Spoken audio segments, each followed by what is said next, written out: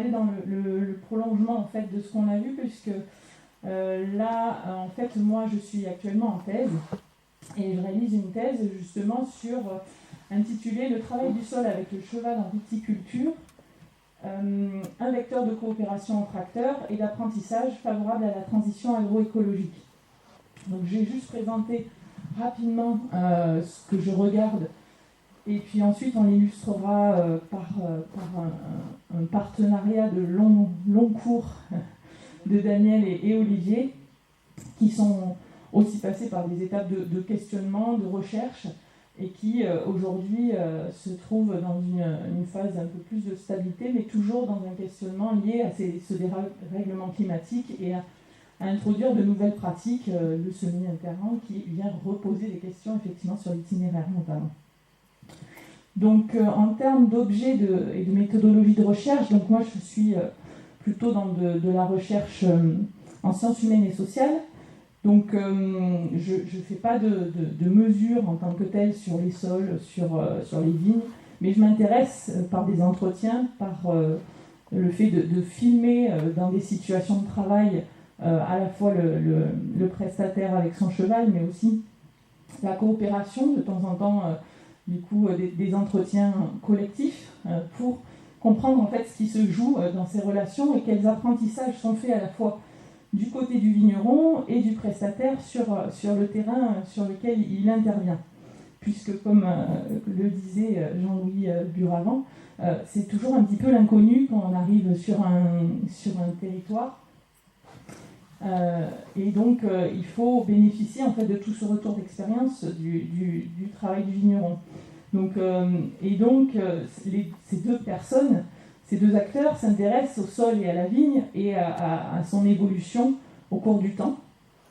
Et à la fois, le meneur prestataire, lui, bénéficie, comme on le disait, par son interaction avec le cheval, à des observations qui vont aller non seulement de l'état visuel, en fait, purement visuel, mais aussi des sensations par les vibrations à travers l'outil, à travers l'odeur parfois de la terre, le bruit aussi que fait la terre au moment où elle verse. Donc il a accès en fait tout un tas de sens, il mobilise vraiment ses sens pour son travail.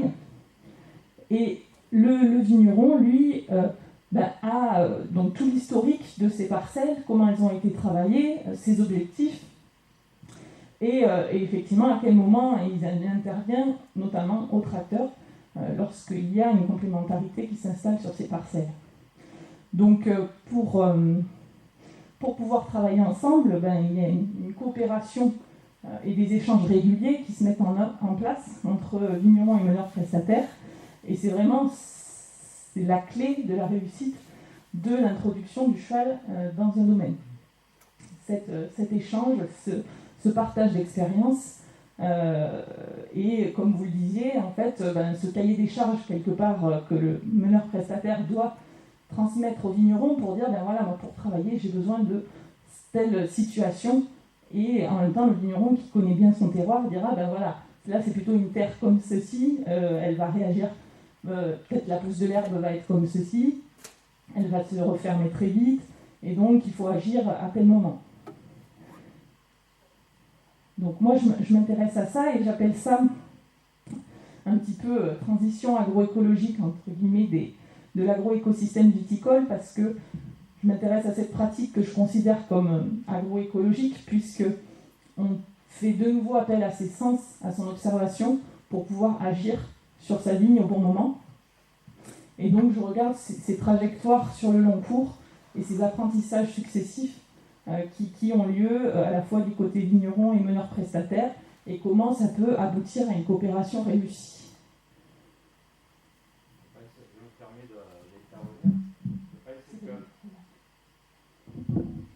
Je me permets d'intervenir. Je pense qu'à l'heure actuelle, en tant que prestataire, utilisateur de chevaux, on est obligé de penser et d'expliquer aux gens les animalistes, et d'expliquer aux gens, et c'est tout notre intérêt, de leur démontrer qu'on fait attention à nos chevaux, et Et il y a ce point de vue, donc on est obligé de lutter contre ça, contre l'arrivée de robots, puisqu'il n'y a pas longtemps, j'ai vu un reportage dans la ville de Tête, où il y avait une démonstration d'un robot pour décarillonner, pour travailler le pied. Donc c'est un ingénieur qui peut travailler donc, 8 heures sans s'arrêter.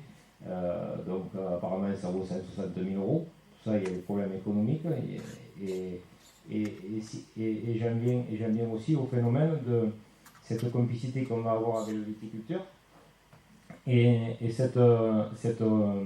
comment dire, on va pouvoir remettre du social, un peu plus de social de la vigne, il y en a, avec les gens qui travaillent déjà sur le vignoble, mais c'est un apport quelque part, parce que le fait de travailler avec le cheval, même si ça, comme vous disiez, même si les viticulteurs ne le mettent pas, comment dire, directement sur le prix de la bouteille, les gens qui passent en bordure de leur vignoble vont être intéressés par le fait qu'il y ait un cheval qui travaille dans la vigne. Ils vont s'approcher, ils vont vouloir parler. Ça remet du social dans la vigne. Et par ce biais-là, peut-être que le viticulteur en retirera un revenu supplémentaire à un moment donné. Oui, c'est vrai que cette dimension sociale est hyper importante, à la fois du domaine avec son environnement direct, ses voisins, les touristes qui vont passer, etc. Mais aussi à l'intérieur du domaine, parce que dans les cas d'études que j'observe, le travail avec les équipes aussi est différent, et de certains témoignages des vignerons disent que maintenant leurs équipes prennent plus de plaisir finalement à aller dans les parcelles après avoir un travail propre réalisé par le cheval, et puis aussi, comme on a pu le voir d'ailleurs sur le domaine de Beaurenard, les vendanges réalisées avec le cheval, toutes les équipes réunies à ce moment-là pour se retrouver aussi avec l'animal qui réalise tous ces travaux pendant tout le long de l'année. Je pense que c'est quelque chose qu'on ne mesure pas directement, mais qui participe quand même à l'intérêt de ce travail du cheval dans les domaines. Donc rapidement, enfin, mon hypothèse de recherche, c'est que ce travail avec le cheval pour l'entretien des sols générerait des apprentissages qui sont favorables à des changements de pratiques agroécologiques. Et c'est-à-dire que pas seulement l'introduction du cheval va induire d'autres modifications de pratiques qui finalement vont aller vers cette agroécologie. Et donc ça implique que l'état du sol est bien compris par le meneur prestataire grâce à son interaction avec le cheval. Le meneur prestataire et puis le vigneron vont échanger régulièrement. Et puis il va y avoir donc ces changements de pratiques qui valorisent donc des services un peu écosystémiques, c'est-à-dire qu'on va valoriser ce qui se passe directement dans l'agrosystème, et à la fois au niveau des parcelles travaillées avec le cheval, puisque des changements de l'itinéraire sont conduits sur les parcelles où le cheval travaille, mais également au-delà.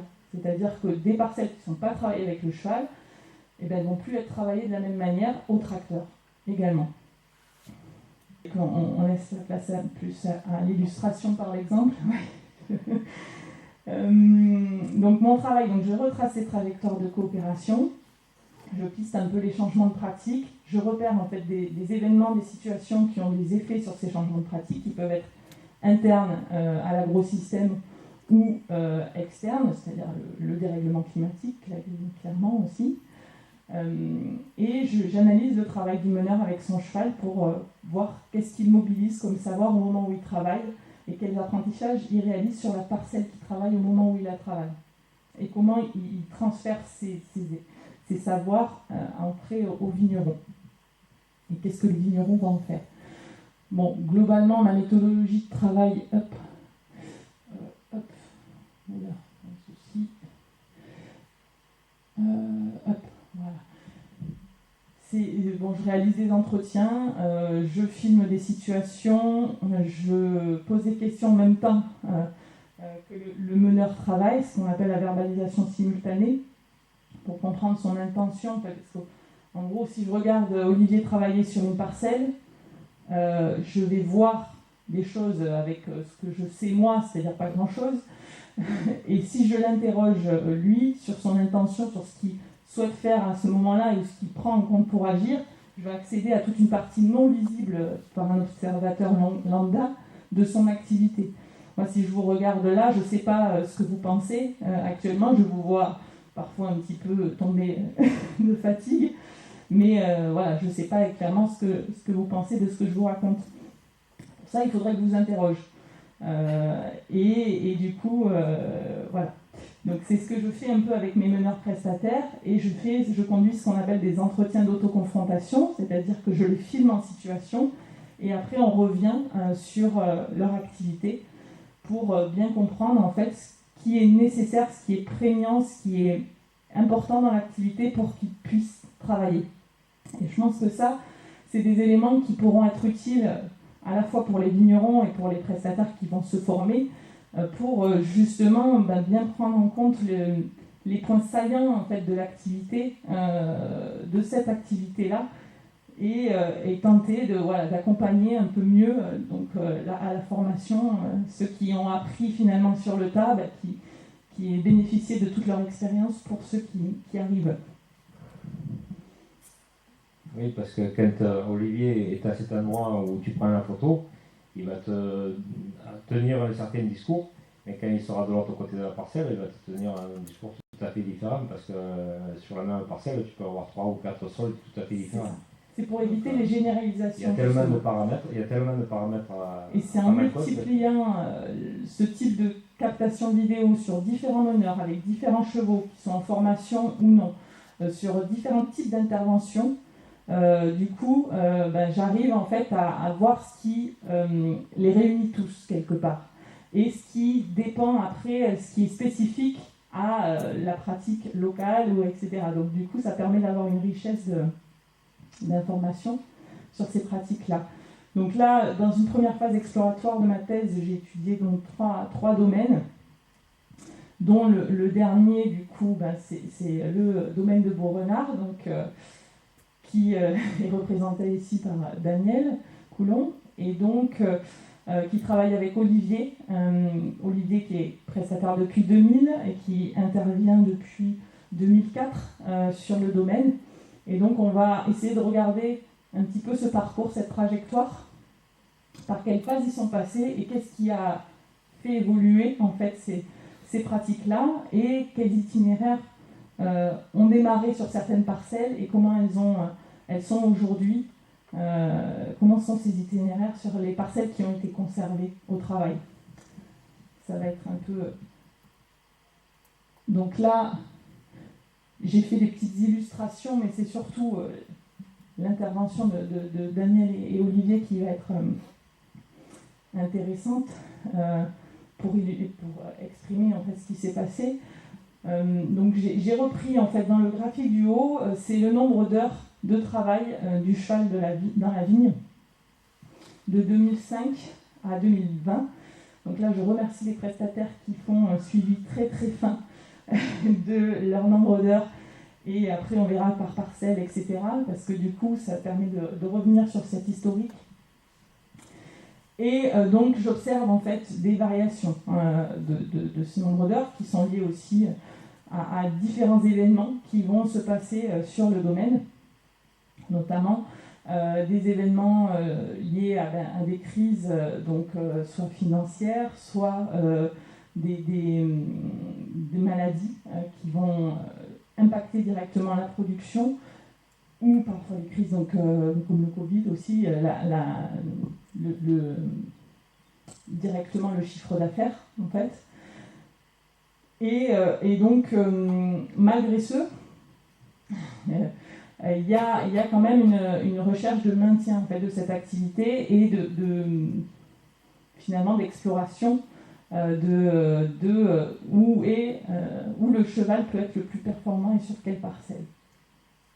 Je ne sais pas si Daniel et Olivier vouliez intervenir peut-être sur cette partie-là.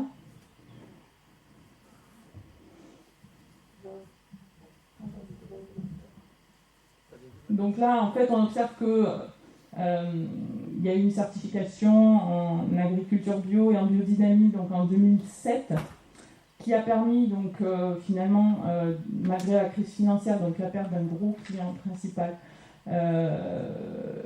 et donc perte de chiffre d'affaires, de trouver de nouveaux distributeurs en 2010 et donc de repartir en fait quelque part sur, après une restriction un petit peu des frais de prestation, de repartir sur l'attraction équine.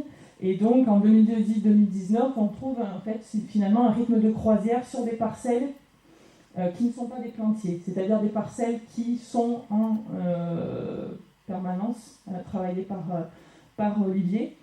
Et au-dessus de ça, du coup, on retrouve des plantiers de temps en temps qui vont être en plus de ces heures-là. Donc là, peut-être pour aller un peu plus dans le détail, donc je suis désolée, c'est un peu lourd, mais là, vous avez en fait les bâtonnets, c'est les années. Donc de 2006 à 2020, j'ai un détail assez précis du nombre d'heures par parcelle. Et donc vous avez en fait finalement des parcelles qui reviennent tous les ans. Donc comme on voit les 3 premières parcelles, Colombis, Collection, Parc, qui sont des parcelles phares en fait finalement où le tracteur n'intervient pas sur les sols, ni d'ailleurs il me semble pour les traitements, ni pour la vendange. Tout est fait à la main. Et donc là, on a un nombre d'heures conséquent en fait réalisé par le cheval tous les ans. Et on a en dessous, vous voyez dans le tableau, le nombre de pieds hectares qui montre un peu la densité aussi de ces parcelles-là, et si le travail est réalisé sous le rang ou en interrang.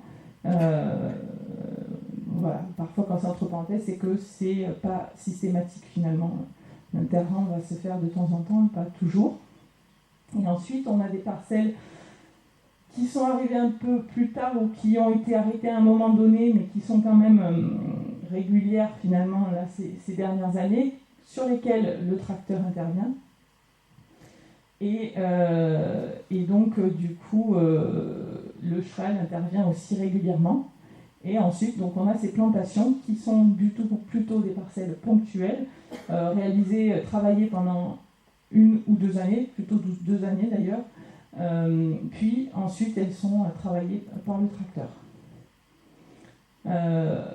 Cabrières, donc c'est une parcelle plutôt ponctuelle qui est très grande et qui, du coup, peut être réalisée grâce à un tracteur spécifique. Et donc, c'est plutôt s'il y a un besoin ponctuel, c'est un problème de tracteur qui tombe en panne. Olivier va pouvoir venir intervenir. Et après, des parcelles tests qui ont été réalisées au début, mais finalement arrêtées. Donc là, peut-être que vous pouvez évoquer en fait qu'est-ce qui fait que vous avez choisi ces parcelles-là et comment en fait c'est fait ce parcours finalement de sélection de parcelles au fur et à mesure des années. Bon, alors l'explication, elle est toujours à multiples explications, mais on va dire que la parcelle Colombis qui a été travaillée depuis le début, elle est étroite pour chez nous, hein, et en devers, enherbée, oui, elle est assez difficile quand même. Donc celle-là, on la travaille tout le temps avec de très bons résultats. Après, les 2 autres parcelles sont plus petites. La collection, en fait, c'est la première année de plantation où en fait, le tracteur n'est jamais rentré dedans. Donc, elle a été travaillée totalement. Donc, l'intérêt sur le suivi de cette parcelle-là sur le long terme, c'est quelque chose sur lequel j'aimerais bien qu'on arrive à peaufiner peut-être des observations sur les structures de terre, sur la vie microbienne, sur les mycorhizes, etc. Et surtout sur la qualité du vin, peut-être, non ? Alors, la qualité du vin, oui, évidemment, mais c'est trop simple, ça. C'est le raccourci qui est intéressant, hein, parce que finalement, c'est ce qu'on attend. Mais évidemment, on y croit à fond, donc les résultats ils sont là, etc. Mais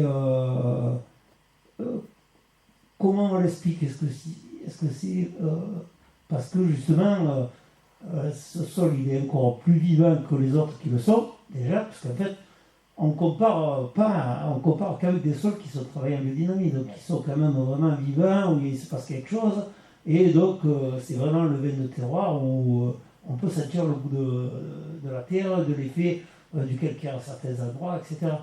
Là, est-ce qu'il y a quelque chose, une dimension en plus, parce qu'il n'y a pas eu de vibration, comme le disait Olivier, il y a peut-être, parce que tout ça, on peut le supposer, mais est-ce qu'on le connaît quoi? Pour le moment, ça n'intéresse pas encore trop de monde de travailler là-dessus, mais j'ai bon espoir, parce que la collection, c'est un mélange de 18 cépages dans la même parcelle, et il y a 20 ans, personne ne comprenait qu'on puisse faire ça, mélanger en même temps, alors que ça avait été fait avant, puis ça a été abandonné, et aujourd'hui on se rend compte que justement ces parcelles-là elles sont moins sensibles aux maladies, etc. Donc par rapport au réchauffement climatique aussi, qu'on a peut-être une clé pour résister aux montées de degrés, etc. Donc je pourrais répondre à plus de questions après sûrement, mais si on prend le parc, elle est toute petite, c'est un endroit un peu emblématique, et je trouve que ça vaut le coup de continuer ça sur la totalité de la vie de cette parcelle. La montagne, en fait, c'est sur notre terroir, c'est sur Asto, donc là, c'est pareil, ça a été planté et travaillé au cheval sur le rang depuis sa plantation. Et alors il y a du tracteur, mais le tracteur il ne sert pas à travailler le sol, il va servir à rouler l'herbe, puisque c'est justement semer entre et à faire les traitements. Tandis que dans les 3 premières parcelles, les traitements sont manuels. Et la Crosse, c'est un itinéraire encore différent, c'est une vigne que mon père avait plantée. Et j'étais pas content tellement des résultats, j'avais replanté une région au milieu. Elle avait été plantée à 3 mètres, donc j'ai replanté une région au milieu. Et c'était des gobelets qui sont taillés que par nous, donc ils ont une vraie forme de gobelet, comme on disait. Et pour pouvoir quand même le travailler, le rang que j'ai replanté au milieu, je l'ai replanté palissé. Donc, et chez nous, il y avait qu'un seul cépage, c'était la Syrah, donc Olivier travaille donc tout le temps ce rang-là, de manière systématique, parce que si on enjambe le gobelet, on passera du palissage sans faire de dégâts, mais par contre, on ne peut pas enjamber le palissé, sinon on va casser les gobelets de l'autre côté. Donc ça, c'est des parcelles. Ces deux-là sont travaillés tout le temps comme ça. Et puis les plantations nouvelles, ça correspondait aussi à ce que tu disais tout à l'heure. Systématiquement, quand on a une plantation nouvelle, on la travaille avec le cheval d'abord pour et sa précision et sa possibilité d'aller près, mais profond aussi. Je pense que ça fait partie, les 2-3 premières années, d'arriver à éviter que les racines soient en surface, surtout c'est important. Et après, pour moi, on ne va pas trop creuser avec Olivier dans l'ensemble, on y reviendra peut-être après, parce que, quoi qu'il en soit, dans l'ensemble, on a de l'herbe toute l'année dans les vignes. Donc on va l'enlever sur le rang, à côté il y en a, et sur le rang, on va la garder assez longtemps. Donc si elle est trop haute, je ne veux pas qu'il fasse des dégâts, donc on la coupe. On passe, on la coupe, pour qu'il puisse travailler et faire le bon travail. Mais voilà, ça c'est une entente qu'on a de manière régulière pour qu'en fait, il travaille toujours que dans des bonnes conditions. Et après, le parterre test, c'était que il fallait tester dans différentes conditions, c'est des pentes, c'est des doubles pentes, c'est des choses où finalement, il y avait, je ne retrouvais pas plus d'intérêt que ça et je ne peux pas non plus tout faire. Voilà pour la première partie de la... Non, je ne peux pas dire qu'il y avait... Je peux les comparer à d'autres parcelles qui sont soignées aussi et qui ne sont pas tassés par les tracteurs, mais je ne vois pas pour l'instant de bénéfices démultipliés à la travailler. Je vois que c'est une parcelle qui a un laps de temps d'intervention qui est plus long que les autres. Donc on peut se permettre de pousser un peu dans les marges, rajouter un jour ou deux sur des fenêtres courtes par exemple le temps d'intervention. Mais en soi, elle reste avec sa nature propre, argilo-calcaire, caillouteux, etc. Et donc il faut faire aussi avec sa propre nature. Par rapport aux bulbes de tassement et à ce phénomène d'enherbement où il y a de plus en plus de viticulteurs qui enherbent, et pour revenir à ce bulbe de tassement, vous avez vu les photos tout à l'heure, moi j'inciterais peut-être les viticulteurs à employer de plus en plus un enjambeur. Parce que le bulbe de tassement, il se situe sur l'herbe au milieu de la rangée. Et la partie qu'on doit travailler nous au cheval reste beaucoup plus souple. Alors que si vous passez avec des tracteurs modernes, ils sont compacts, mais ils sont quelque part de plus en plus lourds. Et même si vous avez des systèmes de pneus à basse pression, tout ça, le tassement, il est quand même. Vous allez vous en rendre compte après-midi. Là, simplement, même s'il n'y a pas eu peut-être trop de traitement, mais rien que le passage pour rogner, on compacte et sur des terres qui ne sont pas enherbées, encore plus. Quoi.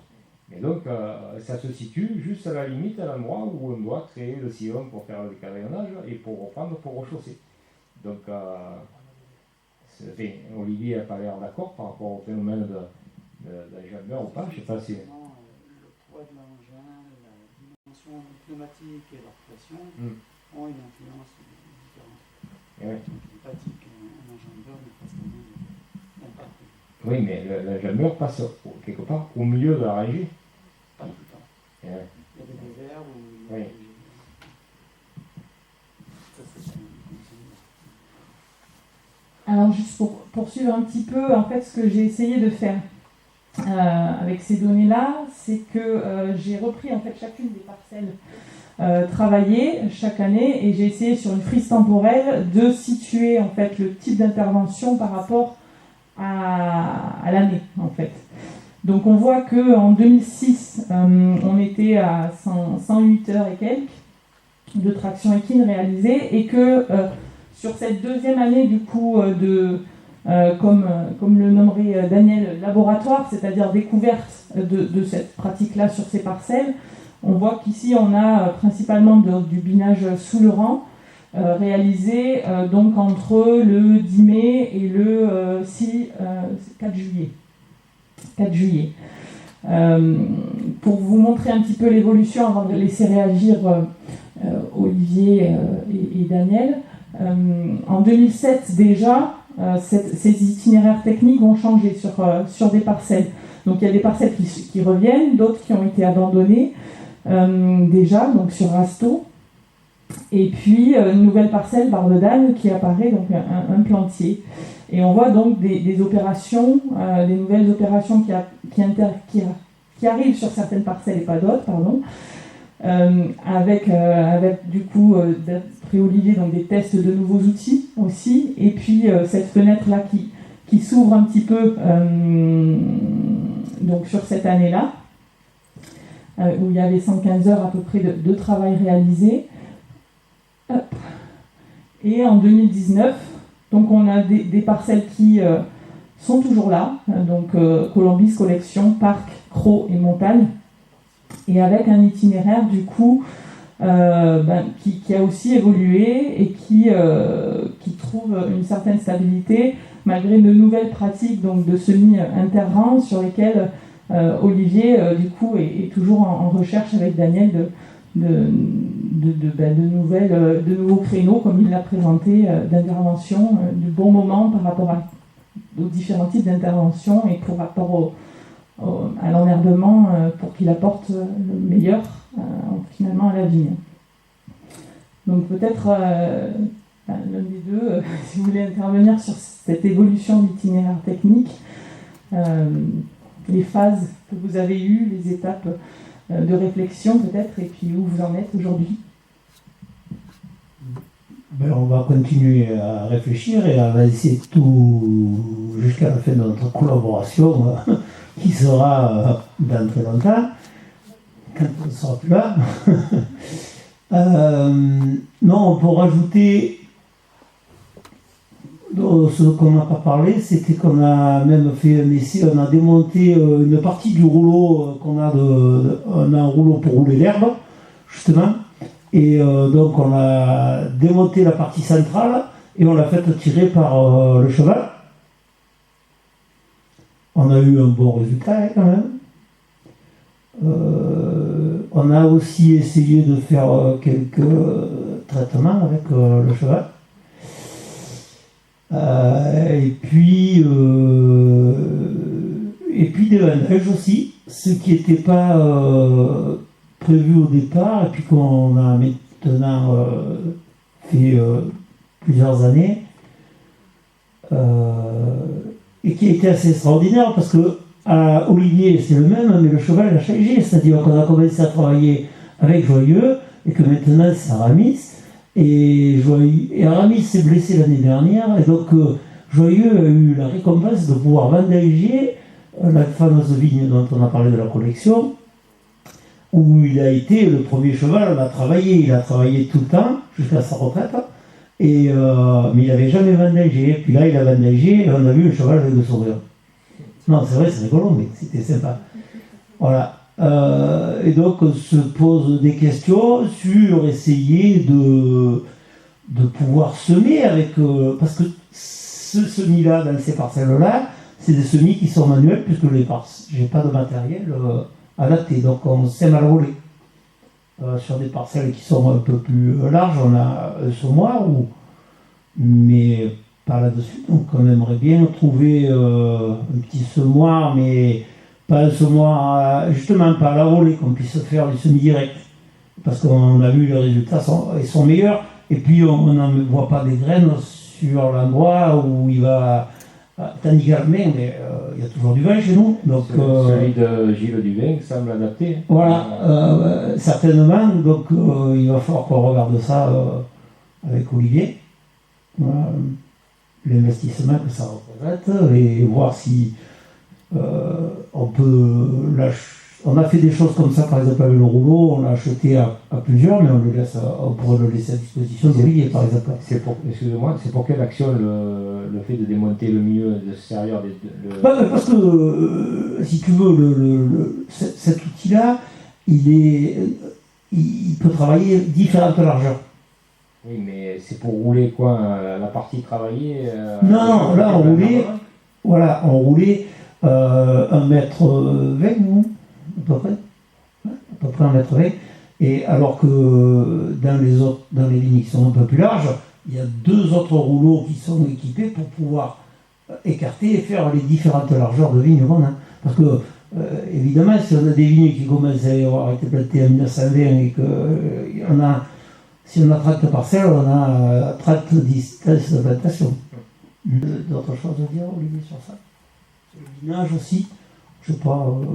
parce que oui, pour biner, il a différents outils. Il a un outil pour une parcelle. Oui, justement, la rencontre a été formidable au début parce que moi je suis venu à l'attraction animale non pas par amour du cheval que j'ai découvert, mais par rapport à la dimension agroécologique. Et l'objectif tout de suite avec Daniel, ça a été d'avoir une attention particulière à la préservation des sols.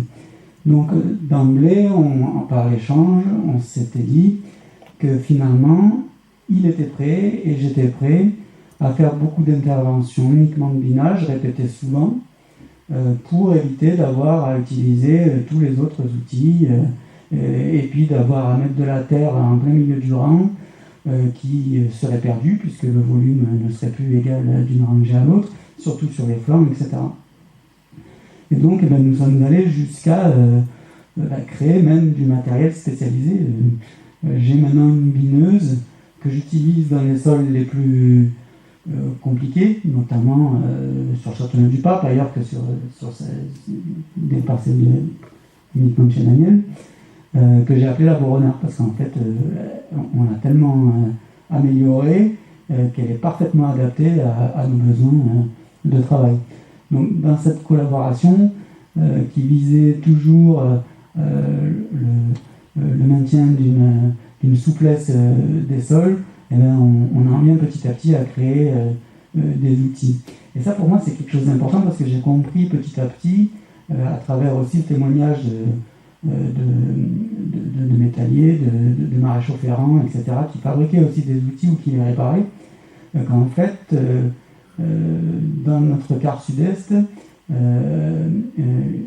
les outils étaient vraiment adaptés à chaque terroir. C'est-à-dire que les paysans allaient chez le charron ou le métallier du village et ils lui demandaient un peu plus d'entrée, un peu plus de largeur, une oreille sur le versoir, etc., pour donner des propriétés particulières. C'était vraiment l'époque du sur-mesure.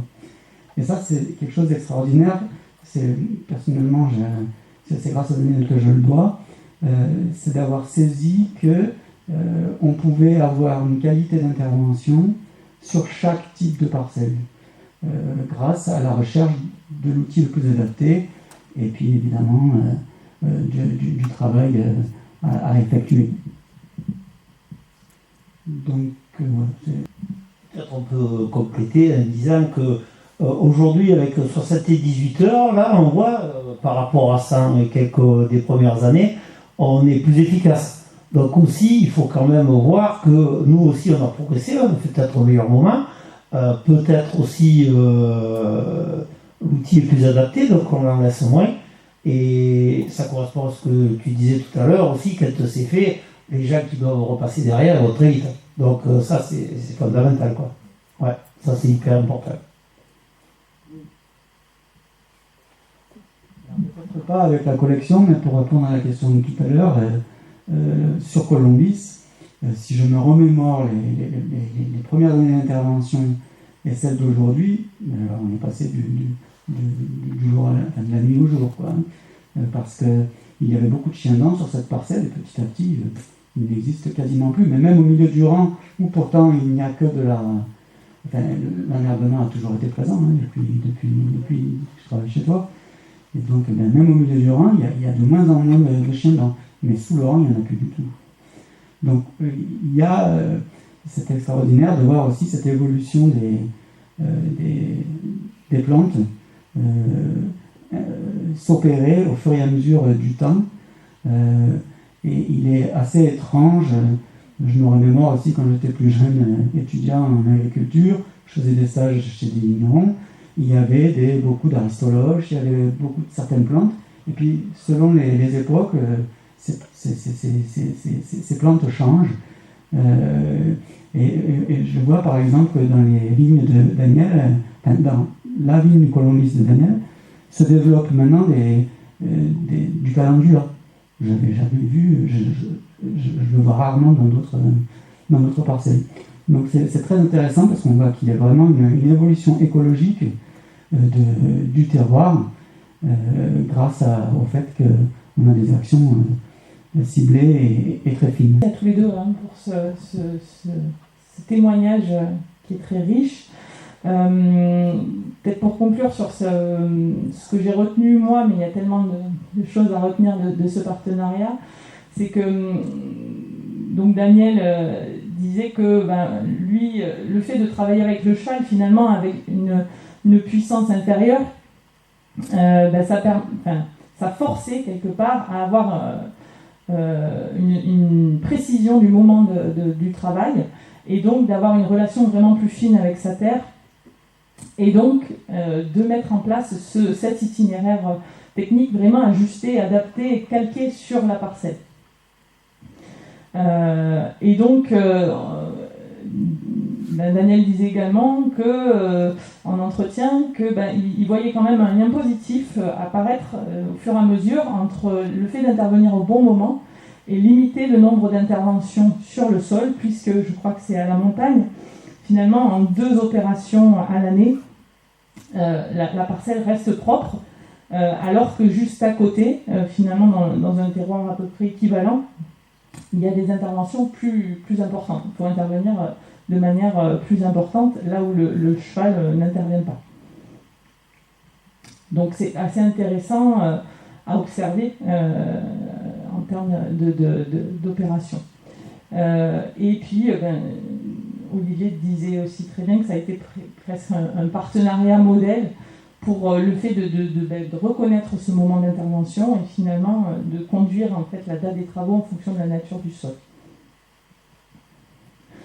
Pour conclure, juste par rapport à cette thèse, donc moi je suis en train de rechercher un 4e cas d'étude en Aquitaine, puisqu'il y a des terrains aussi particuliers, et donc je voudrais voir les caractéristiques finalement par rapport à leurs itinéraires, à la pratique et à ces différentes interventions.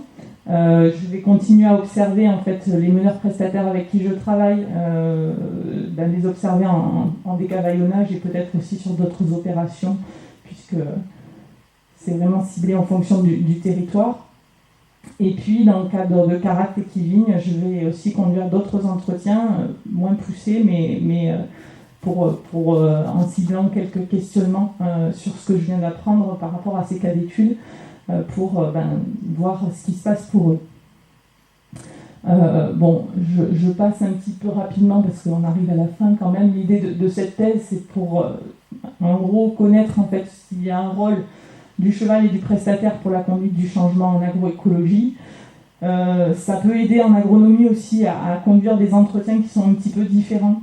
C'est-à-dire que moi je conduis des entretiens qu'on appelle semi-directifs. C'est-à-dire que du coup c'est des questionnaires très ouverts de manière à ne pas louper les informations importantes, puisqu'on viendrait à l'inverse venir chercher des informations très ciblées, là on loupe parfois l'essentiel. Donc c'est un peu un objectif aussi de cette thèse. Et puis, les diffusions des résultats de cette thèse, ce sera de plusieurs ordres. J'en suis encore un peu au début. Donc, l'idée, c'est peut-être de construire une plateforme de vidéo-formation à l'aide de tous les films que j'ai constitués auprès des prestataires, de leurs travaux, cibler les moments qui sont les plus importants pour aider justement à cette formation des prestataires et pourquoi pas des vignerons qui aimeraient se lancer eux-mêmes dans cette activité-là. Constituer des documents plus techniques sur les itinéraires, sur les parcelles caractéristiques, donc qui rejoint un petit peu le projet Caract et Kivigne aussi, et puis des articles et des ouvrages pour illustrer ces témoignages et ces expériences qui sont riches d'enseignements. Voilà. Je tiens à remercier du coup tous les témoins qui sont ici présents, vous, de venir participer à cette journée. Et puis Jérôme pour l'organisation de cette journée. Et puis on se retrouve du coup juste après pour échanger de manière plus directe. Merci. Je voulais juste rajouter rapidement quelque chose, je ne sais pas si ça a été assez clair, mais le travail qu'on a pu faire avec le cheval a fait encore mieux comprendre la relation avec la terre. Du coup, c'est ça qu'on applique aussi avec le tracteur. Je ne sais pas si ça a été assez clair. C'est-à-dire que avant, on avait des tracteurs qui faisaient les chevaux. Donc finalement, où ils patinaient, où ils ne travaillaient pas, comme tu disais, ils étaient tirés. Donc ça ne marchait pas si la terre n'était pas bonne. Après, on est passé des 25, 35, 45, 55, 100 chevaux, 160 chevaux sur certains tracteurs. Tu peux y aller, si c'est du béton, ça marche quand même. Donc, tu vas casser des choses, donc les outils sont plus gros, du coup. Mais on travaille tout le temps, n'importe quand, et voilà. Et ça, je pense que c'est la plus grosse erreur qu'on puisse faire. Voilà. Donc, même si on a un tracteur, on travaille que quand la terre est bonne.